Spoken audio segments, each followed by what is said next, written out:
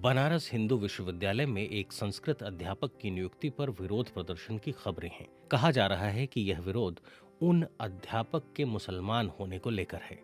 Doctor Firoz नाम के संस्कृत के इस विद्वान ने बचपन से अपने दादा गफूर खान और अपने पिता रमजान खान की परंपरा को आगे बढ़ाते हुए संस्कृत का अध्ययन किया। किसी अखबार से बात करते हुए फिरोज खान ने कहा कि जब उनके दादा संस्कृत में भजन गाते थे तो सैकड़ों की भीड़ झूमने लगती थी। फिरोज के पिता अक्सर जयपुर के बागरू गांव के गौशाला में अपना प्रवचन दिया करते थे। जयपुर के राष्ट्रीय संस्कृत संस्थान में आने से पहले फिरोज ने बागरू के जिस संस्कृत विद्यालय से पढ़ाई की थी वो एक मस्जिद से ठीक बगल में है और उसमें आज भी कई मुसलमान छात्र पढ़ते हैं। भारत की मिलीजुली संस्कृति ऐसे ही उदाहरणों से रोशन होती है। अरबी फारसी को इस्लाम से और संस्कृत को हिंदू धर्म से जोड़कर देखने की प्रवृत्ति रही है। इसी तरह पाली और प्राकृत भाषाएं बौद्ध और जैन धर्म की पहचान बन गए और गुरुमुखी में लिखी जाने वाली पंजाबी को सिख समुदाय से जोड़ दिया गया। लेकिन इसका दोष न तो भाषाओं पर है और न ही हमारे पूर्वजों पर।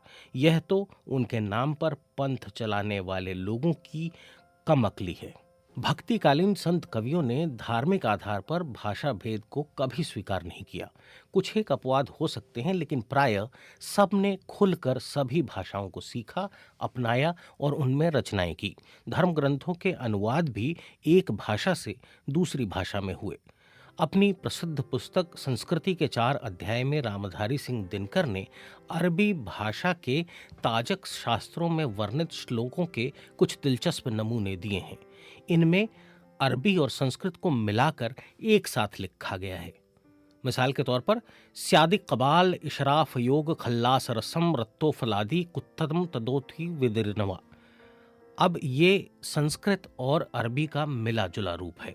भारत के महान भाषा विज्ञानी सुनीति कुमार चटर्जी ने लिखा है कि 16वीं सदी के अंत तक सभी भारतीय मुसलमान फारसी को एक विदेशी भाषा के रूप में अनुभव करने लगे थे और देशज भाषाओं को स्वीकार कर चुके थे।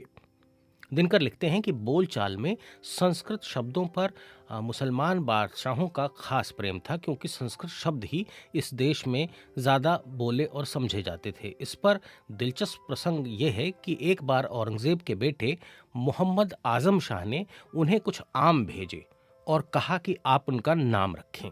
तो औरंगज़ेब ने उन आमों के नाम रखे सुधारस और रसविलास। संभवतः 13वीं सदी में अमीर खुसरो के समय 2 भाषाओं की खिचड़ी मिलाकर छंद रचने की प्रवृत्ति चल पड़ी थी। अमीर खुसरो ने ऐसे कई छंद लिखे। उन्होंने कई बार अपने एक छंद का एक टुकड़ा फारसी में और दूसरा ब्रजभाषा में लिखा और ये तो खासा मशहूर है और आप में से बहुत सारे लोगों ने सुना भी होगा।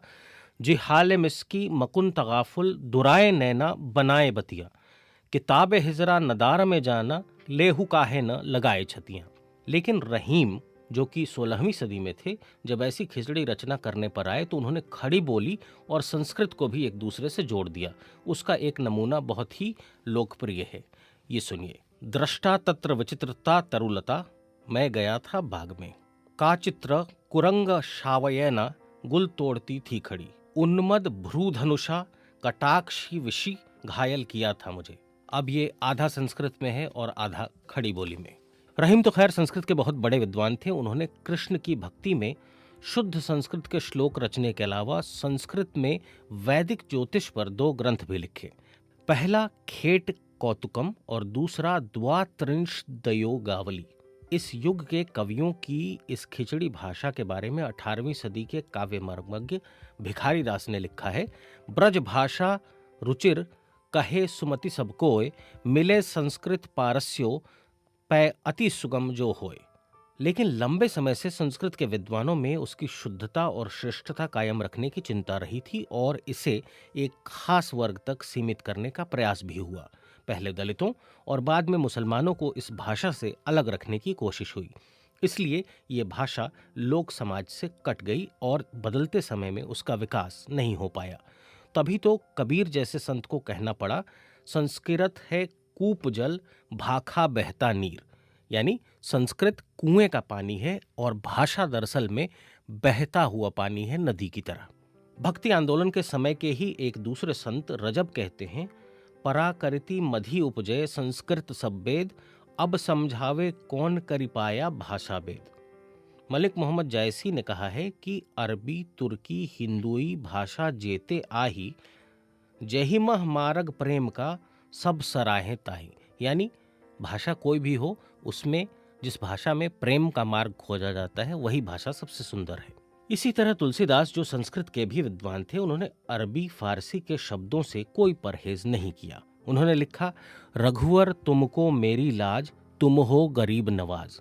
इसी तरह से एक और प्रसिद्ध कवि रसखान थे, जिनका मूल नाम सैयद इब्राहिम खान था। वे पठान थे।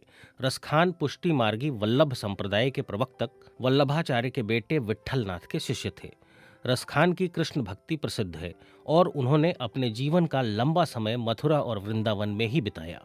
उनके बारे में माना जाता है कि वे संस्कृत के विद्वान थे और उन्होंने भागवत का फारसी में अनुवाद भी किया था। ये भी कहा जाता है कि रसखान जैसे मुसलमान भक्तों को ध्यान में रखकर ही भारतेंदु हरिश्चंद्र ने कहा था कि इन मुसलमान हरिजनन पर कोटिन हिंदू वारिये, यानी ऐसे मुसलमानों पर हजारों हिंदू कुर्बान हैं।